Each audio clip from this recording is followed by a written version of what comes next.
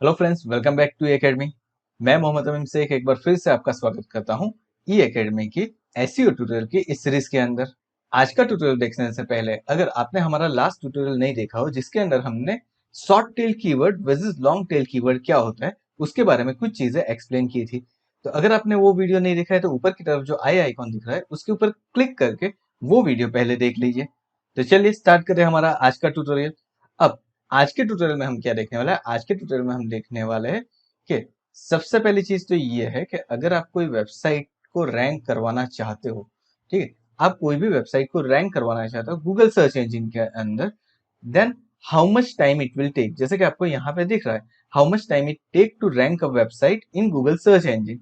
Google search engine के अंदर अगर मुझे कोई भी वेबसाइट को सर्च करवाना है तो वो कितना टाइम लेगा, ये हम आज देखेंगे। नाउ इसका एक जो सिंपल आंसर है वो है इट डिपेंड्स।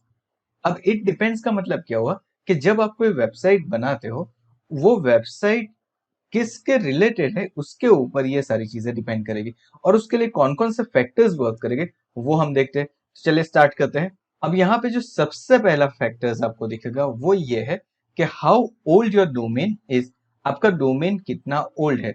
अब आपको लगेगा डोमेन तो जब आप वेबसाइट बनाओगे तो नया लोगे ना, तो उससे क्या फर्क पड़ेगा? Of course it will effect. अगर आप बात करो तो एक वेबसाइट है, शायद आपने उसका नाम भी सुना होगा, AHREF। ओके, अगर AHREF ने एक सर्वे किया अलग अलग वेबसाइट के ऊपर, और उसमें उसने क्या देखा कि जिस वेबसाइट का डोमेन 2+ इयर्स का है वही वेबसाइट ज्यादातर रैंक हो रही है गूगल सर्च इंजन के टॉप रिजल्ट पेज के अंदर। अब देखिए यहाँ पे कुछ लो कंपटीशन कीवर्ड हो गए, तो आपका डोमेन अगर ओल्ड नहीं है तो अभी चल जाएगा, लेकिन अगर आपका डोमेन 2+ इयर्स का ओल्ड है और फिर उसके रैंकिंग आप करवा रहे हैं तो वो बहुत ही इजीली हो जाएगा। हाँ, कुछ चीजें और भी उसके ऊपर डिपेंड करेगी, लेकिन पहली चीज तो ये होगी कि आपका डोमेन जितना हो सके उतना ओल्ड हो उतना ज्यादा बेटर है। अगर नहीं है कोई प्रॉब्लम नहीं है, और भी बहुत सारी चीजें हैं जिसके थ्रू हम ऑब्वियसली हमारे वेबसाइट को रैंक करवा सकते हैं, लेकिन ये सबसे पहला फैक्टर है जो कि हमें याद रखना है।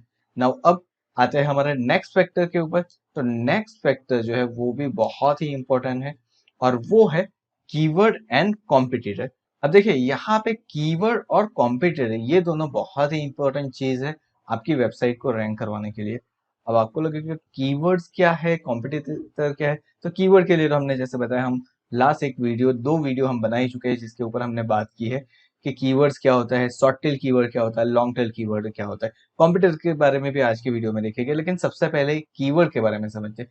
मान लीजिए कि आपको एक कीवर्ड रैंक करवाना है। मेरा कीवर्ड क्या है? तो मेरा कीवर्ड कुछ इस तरीके से है, best digital marketing institute. Okay, now अगर मान लीजिए कि बेस्ट डिजिटल मार्केटिंग इंस्टीट्यूट, ये क्या हो गया? ये मेरा कीवर्ड हो गया। अब ये कीवर्ड अगर आप सर्च करते हो तो वहां पे आपको दिखेगा कि इसके कंपटीशन बहुत ही ज्यादा हाई है, बिकॉज बहुत सारी ऐसी वेबसाइट है कि जो कि इसके ऊपर ऑलरेडी बहुत सारा काम करके बैठी हुई है, और अगर इस कीवर्ड के ऊपर आप कंपटीशन करने जाओगे तो आपके लिए वो टफ हो जाएगा। बट उसकी जगह पे मैं अगर सर्च करता हूँ कि बेस्ट डिजिटल मार्केटिंग इंस्टीट्यूट, और यहां पे मैं लिख देता हूं वलसाड। अब देखिए यहाँ पे ये क्या हो गया, मैंने एक लोकेशन ऐड कर दी कि best digital marketing institute Valsad. अब ये क्या हो गया, यहाँ पे एक स्पेसिफिक लोकेशन हो गई, तो उसका इंटेंट एक क्लियर हो गया गूगल के लिए। तो अब ये कीवर्ड की जो है कंपटीशन इतनी ज्यादा हाई नहीं होगी जितने के हमारा पहले वाला कीवर्ड है उसका। तो यहाँ पे क्या हो जाएगा, तो यहाँ पे हमारी कंपटीशन काफी कम हो जाएगी, तो हमारा वर्ड जो है, कीवर्ड जो है, उसे रैंक करवाना भी हमारे लिए इजी हो जाएगा। और अगर कीवर्ड को रैंक करवाना इजी हो गया तो ऑब्वियस चीज है आपका वेब पेज इजीली रैंक कर पाएगा। तो ये तो पहली चीज हो गई। अब ऐसे बहुत सारे कीवर्ड हो सकते हैं जिसे आप रैंक करवाना चाहो तो बहुत ही इजीली रैंक करवा सकते हो। फॉर एग्जाम्पल, अगर मान लीजिए कि आपने अपनी खुद की एक ब्रांड क्रिएट की है, ओके, फॉर एग्जाम्पल मैं यहाँ पे ले लेता हूँ, एक हमारी वेबसाइट है सर्वाइवर इन्फोटेक। ओके, अब यहाँ पे मान लीजिए कि मैंने यहाँ पे सर्वाइवर इन्फोटेक, अगर मैं इसे गूगल के अंदर सर्च करवाता हूँ, अब ये मेरी खुद की ब्रांड हो गई। ये ब्रांड के ऊपर कॉम्पिटिटर तो कोई होगा नहीं, अगर कॉम्पिटिटर नहीं है तो उसकी जो रैंकिंग है वो इजीली हो जाएगी मेरी। तो ये ब्रांड कीवर्ड को रैंक करवाना बहुत ही इजी है कंपेयर टू अदर कीवर्ड, ये पहली चीज याद रखना। और दूसरी चीज, अगर कीवर्ड आप ऐसे चूज करते हो जिसकी कंपटीशन काफी हाई है तो फिर उसे रैंक करवाना भी हार्ड हो जाएगा। और दूसरी चीज जो यहाँ पे हमने मेंशन की थी वो था हमारा कॉम्पिटिटर। हमारा कॉम्पिटिटर कौन है? मान लीजिए कि आप एक ऐसे वर्ड को रैंक करवाना चाहते हो जिसके कॉम्पिटिटर बहुत ही ज्यादा है। लाइक मान लीजिए कि आप एक ई कॉमर्स वेबसाइट बनाते हो और वहां पे आप अपने एक किसी भी फोन को सेल कर रहे हो। अब इसके लिए अगर आप इंडिया में हो तो यहाँ पे आपको मालूम है कि फ्लिपकार्ट, अमेजोन जैसी वेबसाइट बहुत ही ज्यादा डिजिटल मार्केटिंग करके बैठी हुई है और उन लोगों ने काफी ज्यादा वर्क किया हुआ है यहाँ पे अपने वेब पेजेस को रैंक करवाने के लिए। तो अगर इसके ऊपर आप फोकस करके चलोगे, अब जब आपका कॉम्पिटिटर काफी टफ है तो ऑब्वियस चीज है आपकी वेबसाइट को रैंक करवाने में बहुत ही ज्यादा टाइम जाएगा। फॉर एन एग्जाम्पल, आप जब स्कूल में होते हो, मान लीजिए कि आपको एक ऐसे स्कूल में रख दिया जहां पे जो स्टूडेंट्स है वहां पे कोई स्टूडेंट इतना ज्यादा होशियार नहीं है, ठीक है, इतना ज्यादा इंटेलिजेंट नहीं है। और फिर क्या हो रहा है, वहां पे जो इंटेलिजेंट स्टूडेंट है ना उसके भी सबसे ज्यादा आ रहे हैं 60% मार्क, और आप ला रहे हो 78%, 80% मार्क। तो आपका वहां पे रैंक ऑब्वियस चीज है कि हाई आएगा। लेकिन अगर उसकी जगह पे आपको एक ऐसे स्कूल में रख दिया जहां पे स्टूडेंट्स बहुत ही ज्यादा इंटेलिजेंस है, वहां पे बहुत ही ज्यादा कंपटीशन है, जो इंटेलिजेंस स्टूडेंट है फर्स्ट रैंक ला रहा है वो 88, 89, 90, 92, 97% ला रहा है। अब उनसे अगर आपको कंपटीशन करनी है तो आपको फिर आपके परसेंटेज बढ़ाने पड़ेंगे। आपका जो रैंक है वो ऑब्वियस चीज है, आपको वहां पे क्या करना पड़ेगा, आपको और हाई ले जाना पड़ेगा, लाइक 98%, 99% आपको लाना पड़ेगा। तो यही चीज सेम वेबसाइट के अंदर वर्क करती है। अगर आप अपनी वेबसाइट को रैंक करवाना चाहते हो तो आपका कॉम्पिटिटर कितना स्ट्रांग है वो भी आपको देखना पड़ेगा। अगर आपका क्लाइंट आके बोलता है कि मुझे ई कॉमर्स वेबसाइट है उसका एसईओ करवाना है, तो आपको देखना पड़ेगा उसकी कौन सी प्रोडक्ट है, उस प्रोडक्ट के अंदर कौन सा वो बंदा है जो कि आपके साथ कंपटीशन कर रहा है वो कितना स्ट्रांग है। उसके अकॉर्डिंग आप उसे टाइम दे पाओगे कि आप कितने टाइम में उसे रैंक करवा पाओगे। तो ये हमारा हो गया नेक्स्ट फैक्टर कि कीवर्ड कौन कौन से है और हमारा कॉम्पिटिटर कौन कौन है, ये चीज भी हमें ध्यान में रखना है। अब जो हमारा नेक्स्ट फैक्टर आता है वो ये है कि आपका बजट क्या है। नाउ अब कई बार क्या होता है, कुछ क्लाइंट हमारे पास आते हैं और हमें बोलते हैं कि हमें वेबसाइट को रैंक करवाना है, बट उनका बजट बहुत ही कम होता है। अब मान लीजिए कि आपको एक वेबसाइट को रैंक करवाना है तो आपको कौन कौन सी चीजों की जरूरत पड़ेगी? आपको जरूरत पड़ेगी एक ग्राफिक्स डिजाइनर की। ओके, अब एक ग्राफिक्स डिजाइनर वो क्या करेगा, अलग अलग पोस्ट क्रिएट करेगा, अलग अलग इमेजेस, अट्रैक्टिव इमेजेस क्रिएट करेगा। अब उसको आपको पेमेंट करना पड़ेगा उस ग्राफिक डिजाइनर को, ऑब्वियस चीज है। फिर आपको चाहिए कुछ रिसोर्सेस चाहिए उसके लिए। ओके, आपको चाहिए रिसोर्सेस चाहिए तो उसके लिए भी पेमेंट करना पड़ेगा। जैसे कि टूल्स है, आप एनालिटिक्स के लिए कुछ टूल्स यूज कर रहे हो, कॉम्पिटिटिव एनालिसिस के लिए टूल यूज कर रहे हो, कीवर्ड रिसर्च के लिए टूल यूज कर रहे हो, उसका तो कुछ चार्ज लगेगा ना। अगर वो चार्ज लगेगा तो ऑब्वियस चीज है उस चार्ज के लिए आपको कुछ ना कुछ पेमेंट करना पड़ेगा। तो अगर वो पेमेंट भी आपका क्लाइंट नहीं दे पा रहा है तो फिर ये बजट आपका और कम हो गया। अब मान लीजिए कि आपके इसी के अंदर हमने एक ग्राफिक डिजाइनर बनाया, हमने एक रिसोर्सेस, अब आपको क्या करना है, आपको यहाँ पे कुछ कंटेंट राइट करवाना है। ऑब्वियस चीज है अगर किसी की वेबसाइट नहीं वर्क कर रही है तो आपको कंटेंट राइट करवाने पड़ेगा, आपको आर्टिकल राइट करवाने पड़ेगा। यहाँ पे आपको यहाँ पे आर्टिकल राइट करवाना पड़ेगा। अब जब आप आर्टिकल राइट करवाओगे, ठीक है, तो वो आर्टिकल राइट करने के लिए कोई पर्सन होगा ना जो आर्टिकल राइट करके देगा। अदरवाइज सारी चीजें अगर आप करते हो कोई प्रॉब्लम नहीं है, लेकिन फिर वो टाइम और ज्यादा जाएगा। तो आप आर्टिकल राइट करने के लिए और किसी पर्सन को हायर करते हो। फॉर एग्जाम्पल, आपको एक महीने के अंदर वीकली आपको दो यानी कि मंथली आपको 8 आर्टिकल्स कंपलसरी पब्लिश करने हैं। अब ये आर्टिकल अगर आप लिखने बैठते हो तो आप सिर्फ एक आर्टिकल लिख पाओगे, तो फिर मंथ में सिर्फ 4 ही आर्टिकल हो जाएंगे। तो फिर वहां पे आपका टाइम वेस्ट होगा। तो ये चीज भी आपको ध्यान में रखनी पड़ेगी कि आप कौन कितने पर्सन्स को आपके साथ ऐड करने वाले हो। ग्राफिक डिजाइनर, कुछ रिसोर्सेज लेने, कंटेंट राइटर लेने, सोशल मीडिया मैनेजर आपको हायर करना है। तो इन सारों को आपको सैलरी देनी पड़ेगी, कुछ अमाउंट पे करना पड़ेगा। तो उसके अंदर आपका बजट जाएगा। अब मान लीजिए कि आपका क्लाइंट का बजट इतना हाई नहीं है तो फिर वो चीज आपको खुद करनी पड़ेगी। और जब आपको खुद करनी पड़ेगी तो ऑब्वियस चीज है उसके लिए टाइम ज्यादा जाएगा। ठीक है, तो ये चीज भी बहुत ही इंपॉर्टेंट है कि जब भी आप डिजिटल मार्केटिंग करते हो, एसईओ करते हो, ठीक है, तो वहां पे बजट कितना है वो बहुत ही इंपॉर्टेंट पार्ट है ना।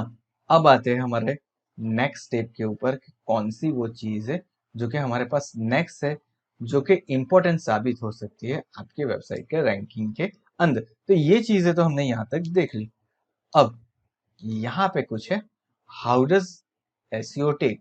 कुछ फैक्टर्स तो हमने देख लिए कि हमारे पास पहली चीज थी कि हमारा डोमेन कितना ओल्ड है। दूसरी चीज हमने देखी कि डोमेन की एज के बाद कीवर्ड्स और कॉम्पिटिटिव कौन कौन से है। और हमने तीसरी चीज देखी कि हमारे पास बजट कितना है। अब ये सारी चीज हमारी हो चुकी है। अब नाउ नेक्स्ट हमें क्या देखना है, तो हम देखेंगे कि हमने ये जो सारी चीजें देखी ना उसके अकॉर्डिंग अप्रोक्स कितना टाइम लग सकता है, बिकॉज क्लाइंट को आपको कुछ टाइम तो देना पड़ेगा ना। तो अप्रोक्स कितना टाइम लग सकता है उसके बारे में हम यहाँ पे देखेंगे। तो देखिए यहाँ पे मैंने एक चार्ट दिया हुआ है। तो देखिए यहाँ पे मैंने एक चार्ट दिया हुआ है जिसके अंदर कुछ चीजें मेंशन की हुई है। फॉर एग्जांपल यहाँ पे मैंने कैटेगरी मेंशन की है। अगर आप अपने वेबसाइट को सिर्फ क्राउलिंग और इंडेक्सिंग करवाते हो, चलिए यहाँ पे मैं कलर चेंज कर देता हूँ। ओके, तो यहाँ पे अगर मान लीजिए कि मुझे सिर्फ क्या करवाना है, क्राउलिंग और इंडेक्सिंग करवानी, तो क्राउलिंग तो फ्यू आवर्स के अंदर ही हो जाएगा। और इंडेक्सिंग अगर आपने इंडेक्स एनेबल करके रखा हुआ है, ठीक है, robot.txt के अंदर आपने नो फॉलो robot.txt से ब्लॉक नहीं करके रखा है। अब robot.txt क्या है हम आगे आने वाले ट्यूटोरियल्स के अंदर डेफिनेटली वो चीजें देखेंगे, लेकिन अभी के लिए सिर्फ इतना याद रखना है, आपने इंडेक्सेबल रखा है अपने वेब पेज को, तो वो विद इन 2 डेज वो हो जाएगा आपका इंडेक्स। ठीक है, तो अगर सिर्फ आपको क्राउलिंग और इंडेक्सिंग करवाना है अपने क्लाइंट के लिए, तो वो फ्यू आवर्स टू 2 डेज के अंदर वो हो जाएगा। अब दूसरी चीज जो हमने यहाँ पे दी है वो क्या है, अगर आपको कोई ब्रांड को रैंक करवाना है, फॉर एग्जाम्पल जैसे मैंने एक एग्जाम्पल दिया था सर्वाइवर इन्फोटेक। अब मुझे सर्वाइवर इन्फोटेक का रैंक करवाना है गूगल सर्च इंजिन के अंदर। It will rarely take 2 to 3 weeks, because ये नाम शायद किसी के पास अवेलेबल नहीं है। ठीक है, अगर मुझे कोई और नेम को रैंक करवाना है जो जिस नेम से कोई ऑलरेडी ब्रांड नहीं बनी हुई है, तो फिर उसे रैंक करवाना इजी हो जाएगा। और वो कितना टाइम लेगा, तो वो हमारा टाइम लेगा 2 weeks to 3 weeks। अब आते हैं हम हमारे नेक्स्ट के ऊपर कि मुझे अगर मेरी वेबसाइट को लोकली रैंक करवाना है। अब लोकली रैंक करवाने का मतलब क्या है, जैसे हमने देखा था बेस्ट डिजिटल मार्केटिंग इंस्टीट्यूट, ठीक, तो इसे रैंक करवाना टफ होगा। लेकिन जैसे हमने बोला best digital marketing in Valsad, अगर मुझे इससे रैंक करवाना है then it will take 1 to 3 months, because locally अगर आप कोई कीवर्ड है तो उसके ऊपर आपके कॉम्पिटिटर लिमिटेड हो जाएगा, तो उसे रैंक करवाना बहुत ईजी हो जाएगा। अब नेक्स्ट जो हमारे पास है वो है rank for low competition phrases. अब लो कंपटीशन फ्रेजेस का मतलब क्या है, जहां पे आपके पास कॉम्पिटिटर बहुत ही कम है, वर्ड ऐसा है जिसका कॉम्पिटिटर काफी कम है, तो उसको अगर आपको रैंक करवाना है then it will take 6 months to 12 months। Yes, कई ऐसी कंडीशन भी होगी जहां पे 2 to 3 months में भी वो रैंक हो जाएंगे, बट आई विल सजेस्ट कि आप 6 to 12 month कंसिडर करके चलो, क्योंकि किसी भी कीवर्ड को रैंक करवाना, किसी भी फ्रेज को रैंक करवाना इतना इजी नहीं होता है। और अगर लो कंपटीशन भी है फिर भी वहां पे आपके साथ कॉम्पिटिटर तो होने ही वाला है, तो it will take 6 to 12 months।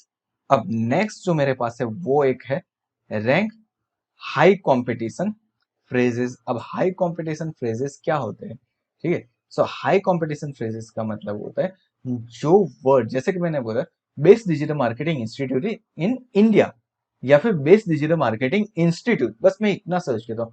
अब इसके कॉम्पिटिटर काफी ज्यादा है, तो उससे रैंक, उसके ऊपर मुझे अगर मेरी वेबसाइट को रैंक करवाना है it will take me 1 to 3 years। Obvious चीज है वहां पे मेरे पास बहुत ही ज्यादा टाइम जाएगा। ठीक है, तो ये चीज हमें याद रखनी है। और जो लास्ट चीज है वो बहुत ही इंपॉर्टेंट, और यहाँ पे सबसे ज्यादा प्रॉब्लम होता है, ई कॉमर्स की साइट को अगर मुझे रैंक करवाना है it will take several months to year or more. ठीक है, अगर आपका कॉम्पिटिटर बहुत ही टफ है, जैसे कि आप मल्टी वेंडर साइट क्रिएट कर रहे हो for an example like of Flipkart और अमेजोन, अब आपका कॉम्पिटिटर वहां पे इतना टफ है ना कि अगर आपको आपकी प्रोडक्ट को, आपकी वेबसाइट को रैंक करवाना है गूगल सर्च इंजन के अंदर, तो वो महीने ले सकता है, साल ले सकता है। ठीक है, बिकॉज वो लोग बहुत ही ज्यादा काम करके वहां पे बैठे हुए, उनके कीवर्ड्स बहुत ही ज्यादा उन लोगों ने वहां पे यूज किए, हम तो अभी कर रहे हैं उसके ऊपर रैंक करवाना। Okay, so it will take several months to year or more. इतने ले सकते हैं, इससे भी कुछ ज्यादा भी हो सकता है। तो यहाँ पे ई कॉमर्स वेबसाइट के लिए आप कुछ टाइम फिक्स ऐसे नहीं कर सकते कि इतने टाइम में करें। हाँ, अगर आपका कॉम्पिटिटर लो है, फॉर एग्जाम्पल आप एक ऐसी प्रोडक्ट बना रहे हो, फॉर एग्जाम्पल आपने एक बेकर शॉप बना दिया, ठीक है, आप बेकर शॉप बना दी और वो बेकर्स क्या कर रहा है, अपनी खुद की प्रोडक्ट को सेल कर रहा है वहां पे। अब उस बेकर शॉप की कॉम्पिटिटर काफी कम रहेंगे, ठीक है। तो अगर कॉम्पिटिटर वहां पे कम है तो फिर वो शायद हो सकता है कि एक महीने के अंदर भी रैंक कर जाए।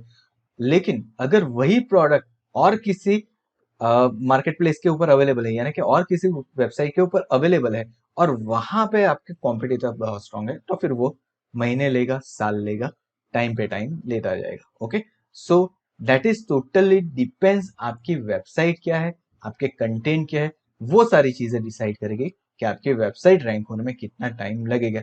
आई होप आपको ये सारी चीजें इजीली क्लियर हो गई होगी और आपको समझ में आ गया होगा कि किस तरीके से आप अपने क्लाइंट को बोल सकते हो कि कितना टाइम लग सकता है। ये जो मैंने चार्ट बनाया उस चार्ट के अकॉर्डिंग आप कर सकते हो। इसके अलावा एक चीज बहुत ही इंपॉर्टेंट है और वो है आपकी एक्सपर्टीज के, लाइक आप वेबसाइट को एसईओ करवाना चाहते हो, उसका ऑन पेज एसईओ करवाने में आपकी कितनी एक्सपर्टीज है, ये चीज भी डिपेंड करेगी। ऑफ पेज एसईओ में कितनी आपकी एक्सपर्टीज है, टेक्निकल एसईओ में कितनी एक्सपर्टीज है, ये सारी चीजें भी डिपेंड करेगी कि वेबसाइट को रैंक करने में कितना टाइम लगेगा। ये सारी एक्सपर्टीज हासिल करने के लिए आपको क्या करना पड़ेगा, तो उसके लिए आपको देखने पड़ेगा हमारे ट्यूटोरियल्स, जिसके अंदर हम ये सारी चीजें सिखाने वाले हैं, like on page SEO, of page SEO, technical SEO कैसे करते हैं। तो अगर वो वीडियो आप देखना चाहते हो तो आप क्या करोगे, अगर आपको ये वीडियो पसंद आ गया है तो वीडियो को लाइक कर दीजिए, चैनल को कर लीजिए सब्सक्राइब और नोटिफिकेशन बेल आइकन के ऊपर भी क्लिक कर दीजिए ताकि आगे आने वाले एसईओ के और ट्यूटोरियल्स की आपको नोटिफिकेशन मिलती रहे। So thank you so much for watching this video. मिलते हैं हमारे अगले ट्यूटोरियल के अंदर एसईओ की कुछ और जानकारी के साथ।